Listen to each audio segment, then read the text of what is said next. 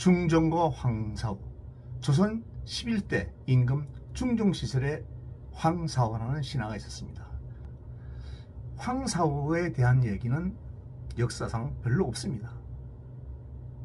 그러나 황사후는 인종의 스승이었고 중종의 친구이자 고문이었습니다. 황사후는 중종보다 2살이 많았습니다. 한나라의 왕이 되기 위해서는 어린 동궁 시절부터 왕도를 배워야 합니다. 그러나 성종의 갭이 정년왕후 사이에서 태어난 진성대군은 왕도를 배우지 못한 채 준비되지 않은 상태에서 갑작스럽게 왕이 되었습니다. 19살 때 반정을 일으킨 박원종동에 의하여 왕이 된 중종은 반정 공신들의 눈치를 살펴가면서 왕노릇을 해야 했습니다.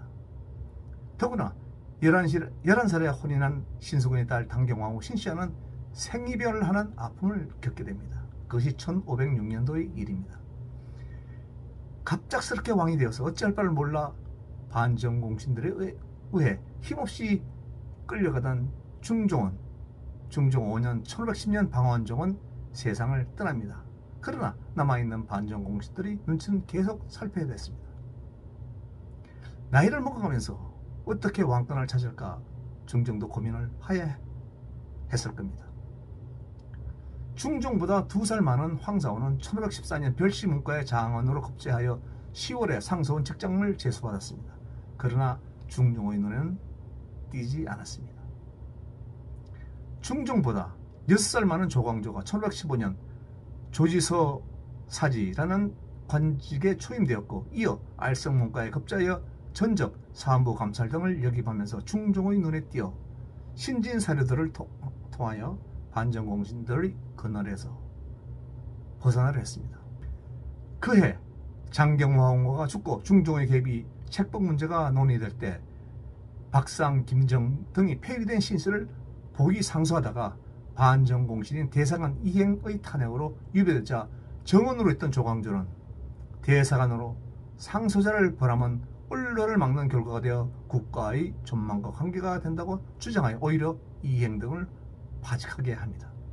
그 뒤 수찬을 거쳐 호조, 예조 정랑을 역임받고 조광조는 왕의 신임을 바탕으로 입시할 때마다 도학 정치를 역설했습니다. 당시는 연산군이 정치와 사회를 혼란에 빠뜨린 직후였기 때문에 정치적 분위기를 새롭게 하고자 하는 것이 시대적 추세였습니다. 중종은 조광조의 정치 세상을 바탕으로 이상 정치를 실현하고자 했습니다. 조광조의 정치관은 유교를 정치와 교화의 근본으로 삼아 왕도 정치를 실현해야 한다는 것이었습니다. 중종은 자신을 억누르던 반정 공신들이 그늘을 벗어나고자 해서 조광조를 신임했던 것인데 조광조의 도학 정치는 중종을 매우 피곤하게 했습니다. 조광조 앞에서는 자세도 흐트릴 수도 없었고 조광조의 눈을 똑바로 쳐다볼 수도 없었습니다. 아주 조광조가 피곤했던 것입니다. 이런 중종은 자신에게 마음을 주고 자신을 편안하게 해줄 친구 같은 신하가 필요했던 것이죠. 키도 크고 용모도 준수했으며 언어도 공손하고 부드러운 황사후를 눈여겨보기 시작했습니다. 1519년 조광조의 도학정치는 중종을 무척 피곤하게 했죠. 조광조를 기용한 지 불과 4년밖에 안 됐는데 자신을 억누르던 반정공신들이 힘을 잃어서 조금 편해지려는가 했더니 조광조의 강함에 또 다른 신하가 자신을 억눌렀던 것이죠. 중종의 복심이었을까요? 경빈박씨, 남곤, 심정 등 이 사람들은 주초위양이라고 새겨진 나뭇잎을 만들어서 조씨가 왕이 된다 하면서 조광조를 모함했습니다. 결국 조광조는 사역을 받고 죽게 됩니다. 중종은 좀 부드럽고 자신의 부족함을 알기에 궁금한 무엇이든 알려줄 친구 같은 신하가 필요했던 것입니다. 1520년 왕세자에 책봉된 이호에게는 왕도를 가르칠 세자시강원이라는 곳이 있었습니다.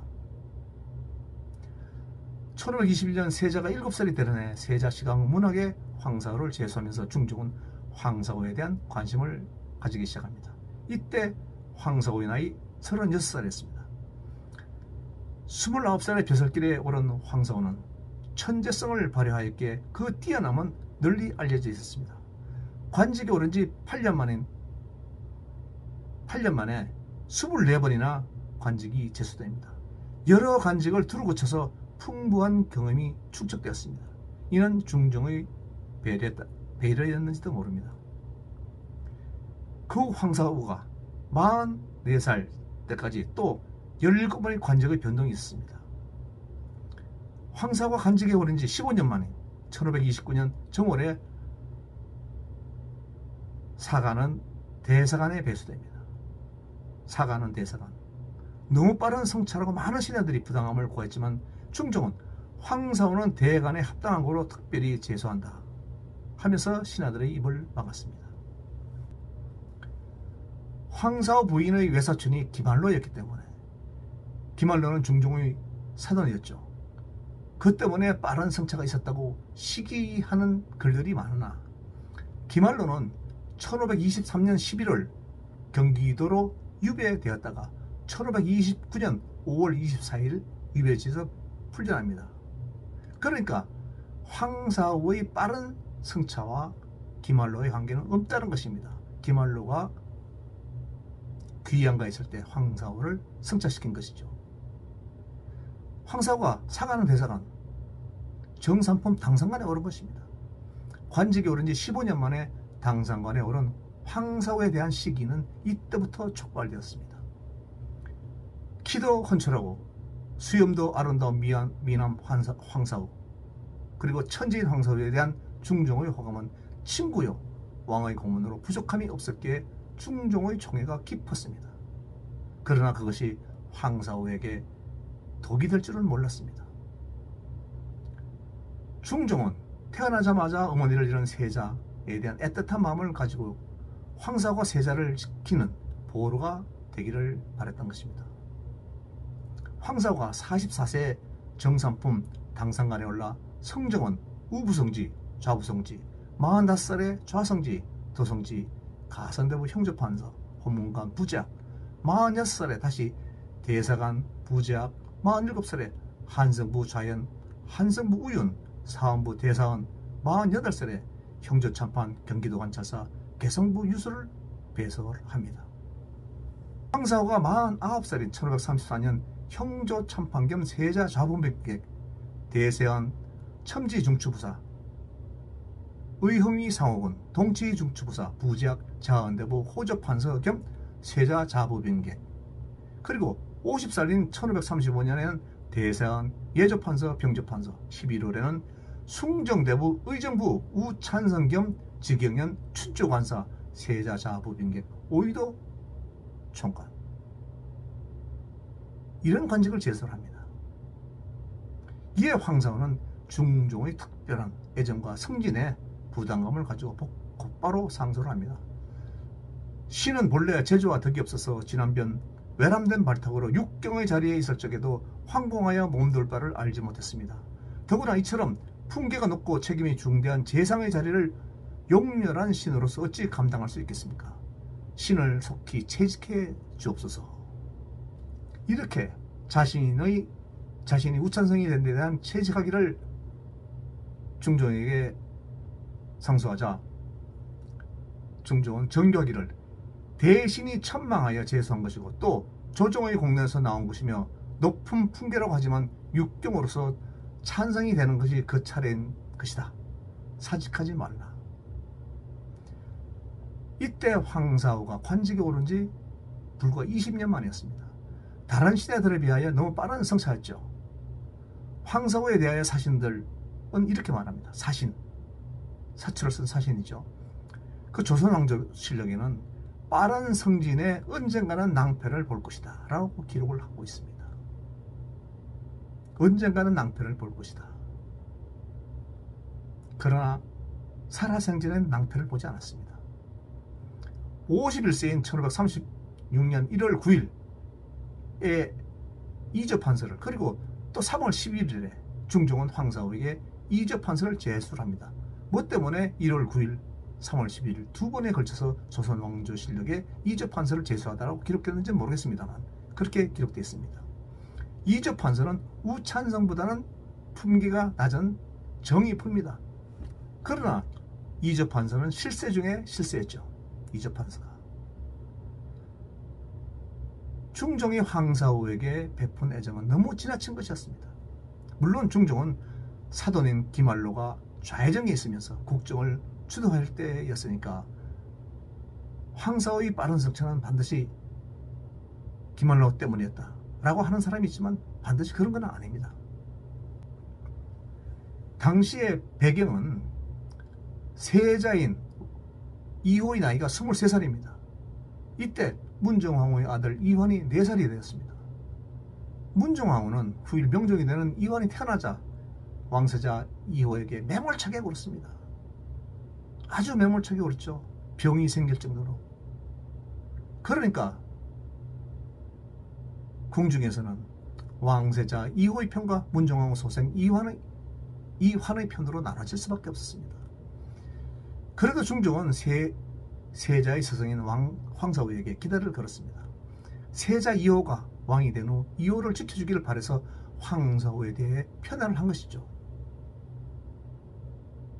황사우는 중국의 모든 역사에 대해 통달했습니다. 한 번 글을 읽으면 한 번에 8줄을 훑어 내려가는 천재였기 때문에 황사우의 지식은 대단했기에 중종은 궁금한 것이 있으면 황사우에게 물었습니다. 중종은 자신보다 2살 많은 황사우를 친구처럼 대했고 고문으로 여겼던 것입니다. 중종은 황사우에게 이적 판서를 제수하고 휴가를 줬습니다. 이때 휴가를 주지 않았다면 황사우는 사망하지 않았을 겁니다. 그러나 하늘의 시기심인지 황사우는 고향인 풍기로 내려가서 선조의 묘소에 소부다로 내려갔다가 그만 병을 얻어서 3월 13일 세상을 떠나고 맙니다. 황사우의 사망 소식을 들은 중종은 친구를 잃은 놀라움에 몹시 당황했을 겁니다. 조선의 싱크탱크가 사라졌으니까 누구와 의논을 할 것인가. 그래서 3일간이나 조회를 파했습니다. 그리고 소찬을 들었습니다. 그리고 임금이 행차하는 의식에는 풍악을 울리지 못하게 했습니다. 중종에 대한 황사우에 대한 애정과 중종과 황사우의 관계를 말하고 있는 것이죠. 그러나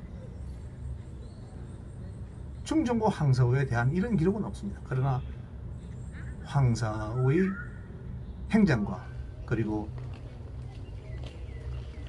신광안에 쓰는 묘갈명에 이런 내용이 자세히 기록되어 있습니다. 황사우가 1536년 3월 13일에 사망함으로써 황사우의 정치적인 책임은 이것을 모두 끝나는 것입니다. 사후에 어떤 일이 발생한 데 대한 책임은 없는 것이죠.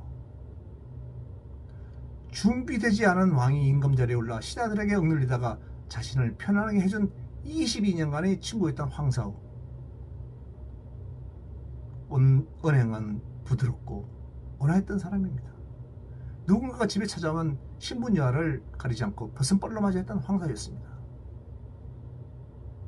그런 황사우를 중종은 사랑했던 것이죠. 이런 황사우는 기말로의 그늘에 가려서 역사적으로 뚜렷한 업적이 없는 듯 합니다. 황사우는 중종의 역사를 써간 인물입니다. 황사우가 사망한 지 한 1년 7개월 뒤에 기말로는 문정왕후 폐위 사건을 주도하다가 발각되어 사사됩니다. 기말로가 죽게 되니까 반대파들이 들풀처럼 일어나서 아무 책임도 없고 이미 사망할 게 아무 책임도 없는 황사우에 대하여 기말로의 고종사촌 처남이라는 이유로 황사우에 대한 욕된 역사를 기록한 것이 많습니다. 그러나 신하로서 왕의 신임을 받고 관직에 22년간 66번의 임명장인 교지를 받은 벼슬을 산 황사우의 일생은 그리 나쁜 일생이 아니죠.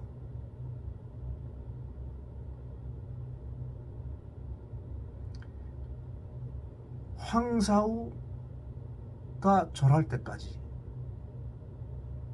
역사적으로 크게 잘못한 것이 드러난 것이 없습니다.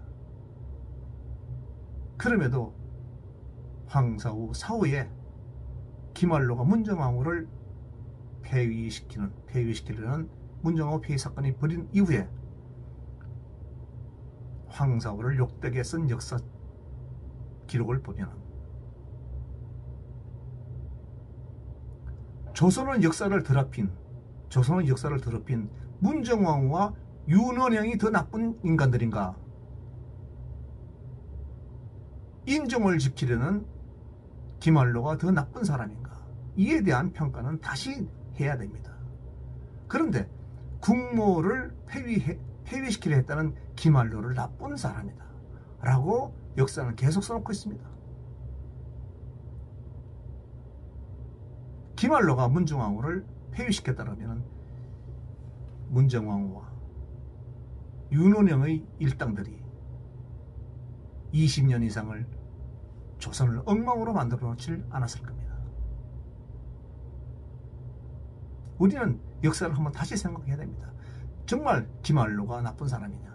그러면 더 나쁜 인간들은 누구냐? 문정왕후와 윤원영 일당들이었다.